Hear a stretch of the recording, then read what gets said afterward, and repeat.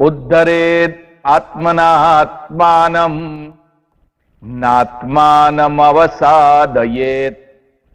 आत्मैव ह्यात्मनो बन्धुः आत्मैव रिपुरात्मनः। यह योगारूढ़ता कल्याण में हेतु कही है, इसलिए मनुष्य को चाहिए कि अपने द्वारा अपना संसार समुद्र से उद्धार करे और अपने आत्मा को अधोगति में न पहुंचावे, क्योंकि यह जीवात्मा आप ही तो अपना मित्र है और आप ही अपना शत्रु है। अर्थात कोई दूसरा शत्रु या मित्र नहीं है।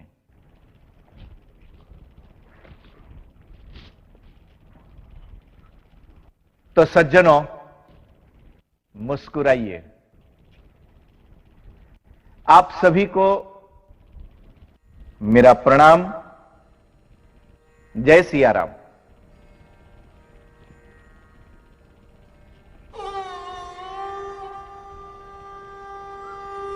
सज्जनों, जीवन में सत्य और आनंद की उपलब्धि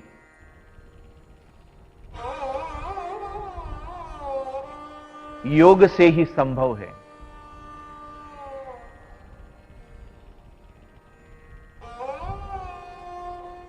इसी के द्वारा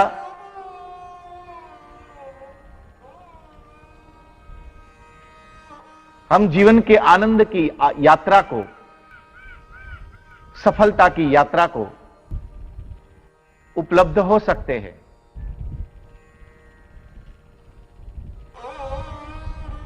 किंतु योग से विपरीत हमारी यात्रा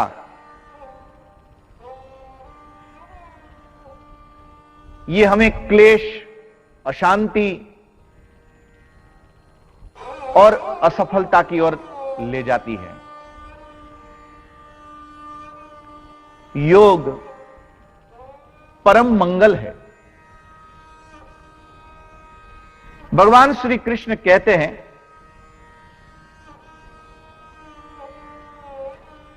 कि अधोगति और ऊर्ध्व गति दोनों ओर आपकी आत्मा यात्रा करने के लिए स्वतंत्र है। कि कोई भी व्यक्ति अपना हित या अहित उसे देखकर वो अपनी यात्रा तय कर सके, अपना निर्णय कर सके। कल उठ के कोई आपको आकर ये बताएं कि इन सब में आपका हित है, इसलिए आप इतना करने में स्वतंत्र है, किंतु इसमें आपका हित नहीं है, इसलिए क्षमा करना, हम इसमें आपको स्वतंत्रता नहीं दे सकते। अरे भला ये कैसी स्वतंत्रता है जिसमें किंतु हो?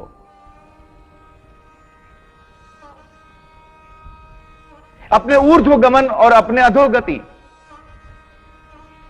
दोनों के लिए आत्मा स्वतंत्र है। अब ये आपको तय करना है कि आपको विकास की, आनंद की, सफलता की यात्रा करनी है कि समस्याओं की, दुख की, अशांति की यात्रा अब आप करना चाहते हैं।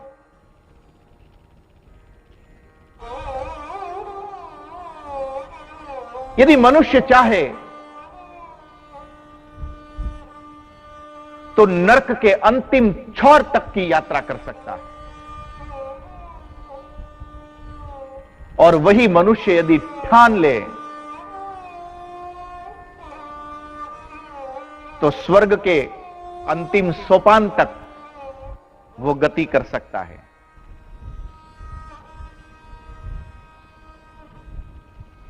ये तो ही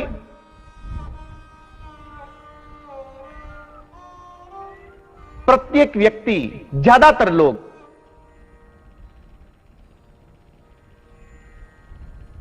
यदि सुख उपलब्ध हो, यदि विजय उपलब्ध हो, यदि कुछ अच्छा हो रहा हो,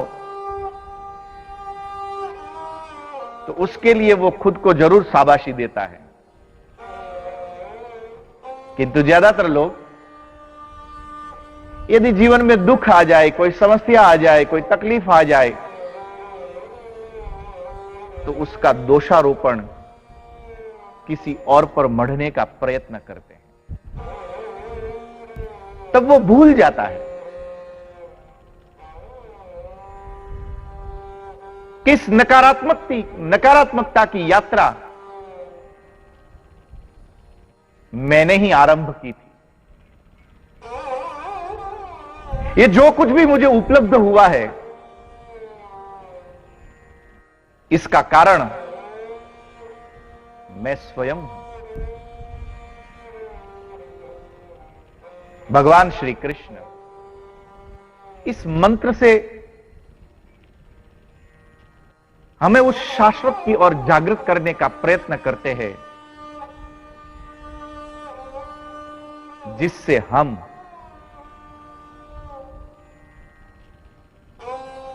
अपनी जिम्मेवारियों को, अपने पथ निर्धारण को सुनिश्चित कर सकें।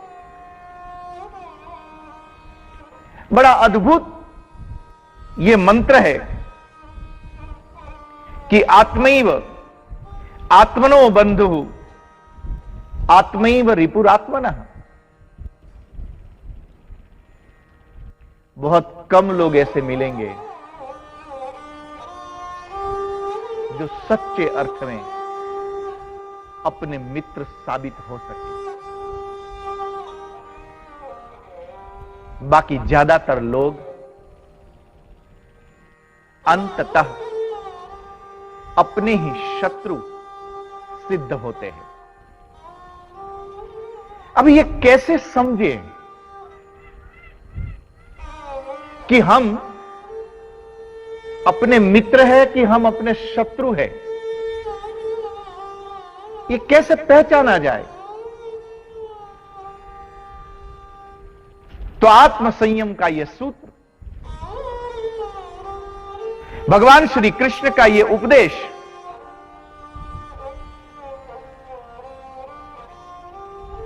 ये इसका निर्धारण करने में हमारी सहायता करते हैं, जिसे करने से, जिसकी अंतिम व्युत्पत्ति यदि उससे दुख फलित हो, तो समझना कि हम अपने स्वयं के ही शत्रु हो चुके हैं। और यदि जिसका फल, अंतिम फल यदि सुख साबित हो जाए, तो मानना कि ये हम अपने ही मित्र हैं। यह तो ही बीज बोने से लेकर फसल काटने तक एक लंबा अंतराल बीच में से निकल जाता है।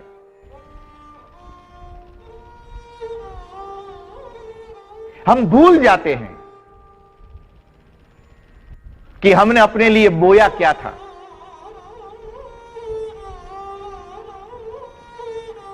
यदि हम बबूर के बीज बोए तो हमें आम कैसे उपलब्ध हो सकता है? इस संसार का प्रत्येक व्यक्ति अपनी ही बोई हुई फसल को काट रहा है। यदि आज उसके चेहरे पर मुस्कुराहट है, आज यदि उसके अंतःकरण में शांति है, यदि आज वो आनंद को उपलब्ध हो सका है, तो ये उसी के द्वारा जो अमृत के बीज बोए थे, ये आज फल बनकर उसके सामने आए। पर यदि समस्या है, दुख है, अशांति है, क्लेश है, तो ये उसने जो कांटे बोए थे वही आज फलित होकर उसके रास्ते में बिखरते चले जा रहे हैं। आत्मैव आत्मनो बंधु आत्मैव रिपुरात्मनः। व्यक्ति खुद अपना मित्र हो सकता है और व्यक्ति खुद अपना शत्रु भी बन सकता है। अपने मित्र की ओर, अपने आत्म संयम की ओर, अपनी प्रगति की ओर आगे बढ़ने के लिए योग ही परम मंगल है। ये जो बीज की कसौटी है कि हमने क्या बोया था, इसका निर्धार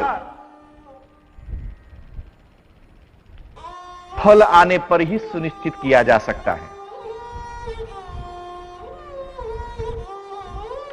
हमारा फल बताता है कि एक जमाने में हमने बोया क्या था। इसीलिए हम वही पाते हैं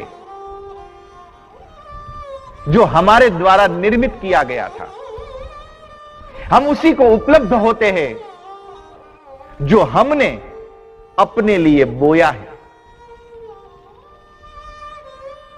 इस नकारात्मकता से, इस क्लेश से, इस अशांति से बाहर निकलने की जिस साधक को आकांक्षा है, उसको चाहिए कि वो योग के मार्ग पर अग्रसर हो।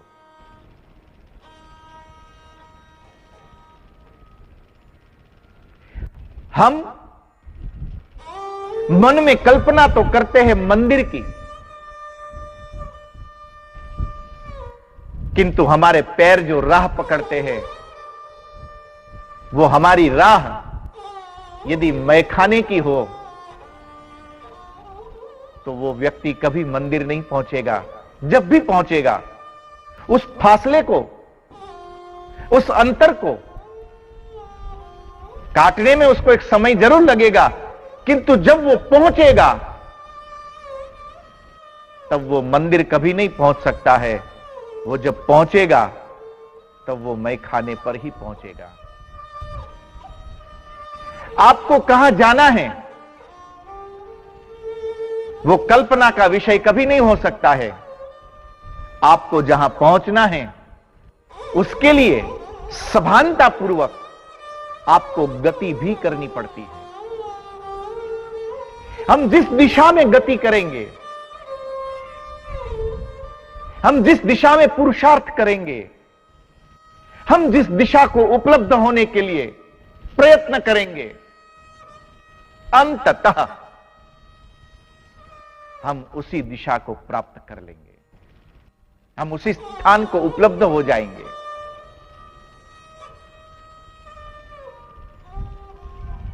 भगवान श्री कृष्ण योग के इस परम मार्ग को बताते हुए हमें समझाते हैं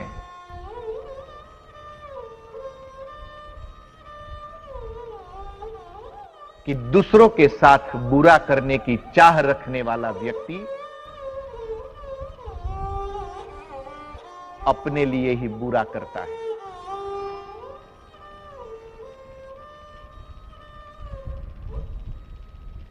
जो हम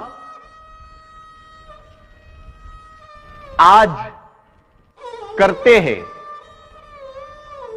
वो कभी किसी और के लिए नहीं हो सकता है। ये चहुं और घूमते घूमते एक दिन फल बनकर वही हमारे पास वापस आता है, वापस लौटता है। जो व्यक्ति खुद का भला करना चाहते हो, उनको चाहिए कि वो भलाई के लिए सोचे। स्वतंत्रता हमारा अपना भला या बुरा करने की तो मिली है, किसी और का भला या बुरा करने की स्वतंत्रता आज तक किसी को नहीं मिली।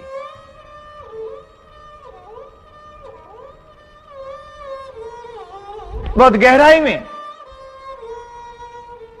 जब हम आत्म संयम पूर्वक आत्म निरीक्षण करें तब पता चलता है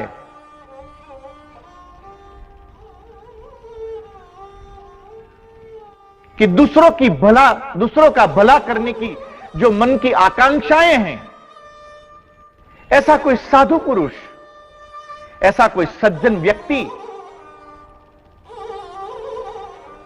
अपने चारों ओर एक शुभता की तरंगे पैदा करता है।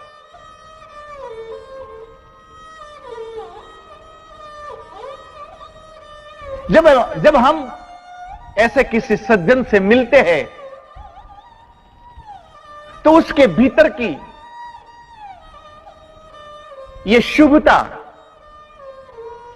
हमें भी कुछ क्षण के लिए शुभता की ओर प्रेरित करती है।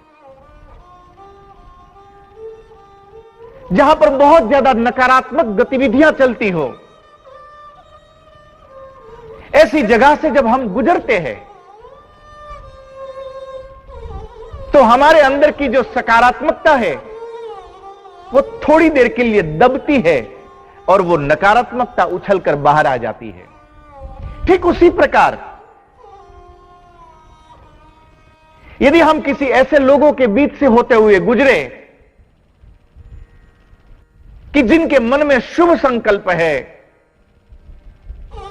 जो भगवान का नाम लेते हैं, जो चरित्रवान हैं, जो भलाई का विचार करते हैं, ऐसे शुभ संकल्प युक्त लोगों के बीच से जब हम गुजरते हैं तब हमारे भीतर की शुभता ऊपर तल पर आ जाती है और अशुभता नीचे दब जाती है। यह शुभता का ऊपर आना और अशुभता का दब जाना, यह भी सच्चे अर्थ में हमारे अपने लिए नहीं, अपितु ये भी उन्हीं लोगों के कारण हैं जो अपने लिए शुभता के बीज बो रहे हैं।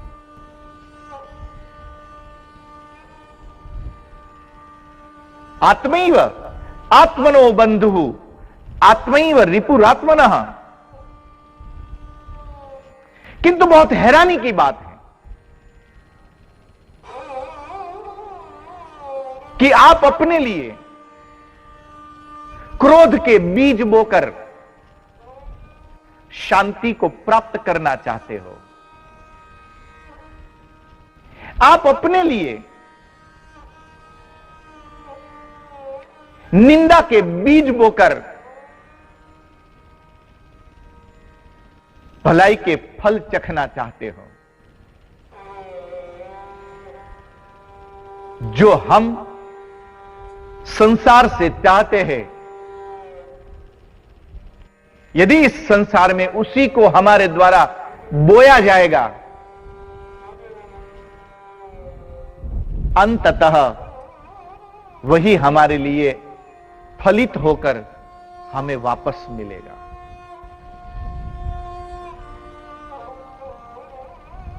श्री कृष्ण कहते हैं कि जीवन का यही सूत्र है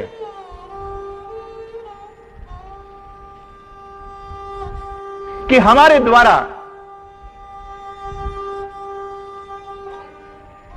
हमारे चारों ओर एक सूक्ष्म तरंगे फैलाई जाती है। जैसे किसी शांत जल के अंदर आप एक कंकड़ मार दो, वो कंकड़ तो तुरंत जाके नीचे बैठ जाएगा, किंतु उस कंकर के द्वारा जो तरंगे पैदा होगी, वो तरंगे चलती चली जाएगी। ये हमारे ही अंतःकरण के द्वारा जो शुभता और अशुभता के बीज हमने बोए, जो सूक्ष्म तरंगे हमने पैदा की, ये उसी का फैलाव है। एक द सीक्रेट नाम की एक किताब है, उसमें लिखा है कि इस पूरे ब्रह्मांड के सामने यदि आप अपने लिए कुछ शुभ चाहते हो, यदि आप कुछ उपलब्ध करना चाहते हो, तो एक बार हिम्मत के साथ भीतर की एक घनी श्रद्धा के साथ इस फैले हुए ब्रह्मांड के सामने एक बार हाथ फैलाकर आप अपना संकल्प तो करके देखिए। आप पाएंगे कि इस ब्रह्मांड के सामने जो आपने अपने संकल्पों को दोहराया था, वो कुछ समय बाद वापस लौटकर आएगा। इस शुभता के लिए जब आप चिल्ला रहे थे तब आप अकेले खड़े थे। इस शुभता के लिए जब आप संकल्प कर रहे थे, जब आप उड़ान भर रहे थे, तब उस उड़ान के अंदर आप अकेले थे। किंतु जब यह ध्वनि पूरे ब्रह्मांड में जब फैली, तो ब्रह्मांड के अणु अणु में वो टकराती हुई सहस्त्र गुना सशक्त होकर वो आप ही की ओर वापस लौटी। यहां से हम जो चिल्लाते हैं वही हमारे लिए इस ब्रह्मांड से प्रतिध्वनित होकर वापस आता है। और फिर वही आपके संकल्प को सिद्ध करने के लिए आपको शक्ति प्रदान करता है। भगवान श्री कृष्ण कहते हैं कि ये हमारे ही द्वारा जो सूक्ष्म तरंगे फैलाई गई, संकल्पों की, अपने कर्मों की, अपने निर्णयों की, अपनी शुभता और अशुभता की, ये शुभता और अशुभता की तरंगे फिर एक बार संसार के किनारों को टकराकर वो वापस आपकी ओर गति करना शुरू करेगी। आज यदि हम सुख को उपलब्ध हुए या दुख को उपलब्ध हुए, ये दोनों हमारे ही द्वारा उत्पन्न की गई वो सूक्ष्म तरंगे थी। सज्जनों, कल तक जो हुआ हो गया। जो कल बीत चुकी है उसको कौन रोता है। पूज्यपाद कृष्ण शंकर शास्त्री जी, पूज्य दादाजी का वक्तव्य है कि जो बीत चुका, जो निकल गया, उसकी चिंता को छोड़ दो, क्योंकि जो बीत चुका है, जिन संकल्पों के पत्थर को आपने संसार के शांत जल के अंदर एक बार फेंक चुके हो, वो तो जाकर तले पे बैठ चुका है। अब वो वापस लौटाना नामुमकिन है। उसकी जो तरंगे निकल रही है उसको निकलने दो। जो बीत चुका वो बीत चुका। पूज्यपाद दादाजी कहते हैं क्योंकि कल के जो निर्णय करने के लिए, कल का जो निर्माण करने के लिए आपके हाथ आज मौका मिला है, आप अपने वर्तमान को नकारात्मकता में फलित मत करो।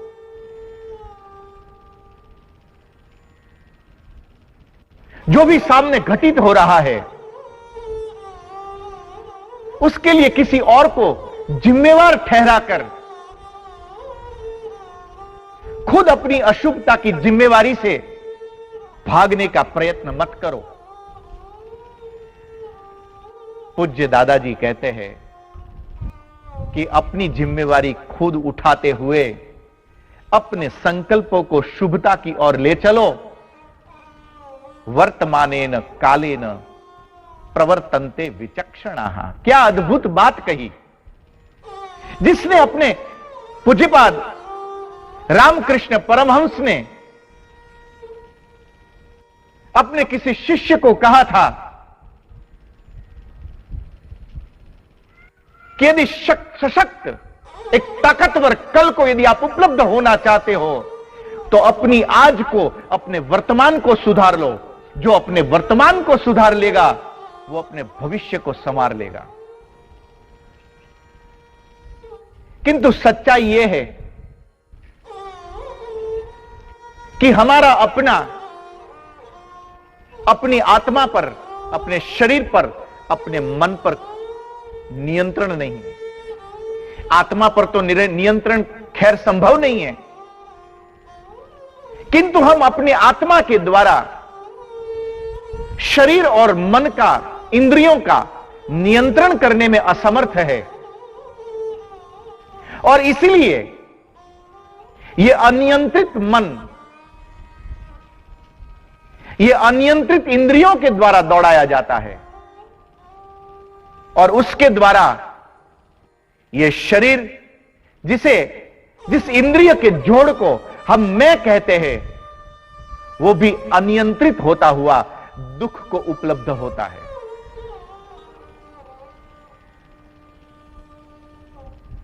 यदि खुद का उद्धार करना चाहते हैं, यदि एक सशक्त कल को आप प्राप्त करना चाहते हैं, एक निर्माण करना चाहते हैं, तो आपके लिए चाहिए कि अपने सशक्त वर्तमान का निर्माण करना आरंभ कर दो। जो अपने संकल्पों के साथ जो सकारात्मकता और नकारात्मकता नियोजन करता हुआ जो सकारात्मकता की ओर गति कर सका, समझ लो कि वो योग को उपलब्ध हो गया। समझ लो वो आत्म संयम को उपलब्ध हो गया। समझ लो वो सफलता के शिखर को जरूर उपलब्ध होगा। आज बस इतना ही। पुनः सत्संग के इस सूत्र में मिलने की आशा के साथ आप सभी को मेरा प्रणाम। जय सिया राम। मुस्कुराते रहना।